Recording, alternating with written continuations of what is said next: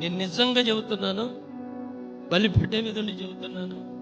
బుధవారం శనివారం ప్రార్థనకు రాకుండా నేను సరిగా భక్తి చేస్తున్నాను అన్న వాళ్ళు, సరిగా భక్తి చేస్తున్నాను అన్నవాళ్ళు ఎవరైనా ఉంటే వాళ్ళు అబద్ధమే చెబుతున్నారని చెబుతున్నాను.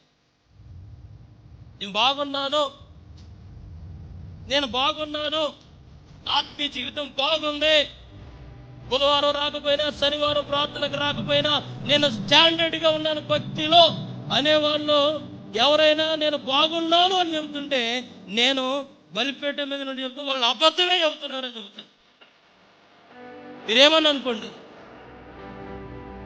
అరే బుధవారం శనివారం ఆదివారం పోతే ఠికానా లేదు, ఇక్కడ భక్తులు నిలబడే ఠికానా లేదు, కుటుంబాలు సరిగా నిలబడే ఠికానా లేదు, బిడ్డలు సరిగా బ్రతికే ఠికానా లేదు ఇక్కడ. మరి ఎలా భక్తి చేస్తున్నారు? ఎలా మీ ఆత్మీయ జీవితం బలంగా ఉంటుంది? ఎలాగా ఆత్మీయ జీవితంలో విశ్వాసంలో ధైర్యంగా బలంగా ఎలా నిలబడగలుగుతున్నారు? అట్లనా మాయ చేస్తున్నారా? దేవుణ్ణి మోసం చేస్తున్నారా?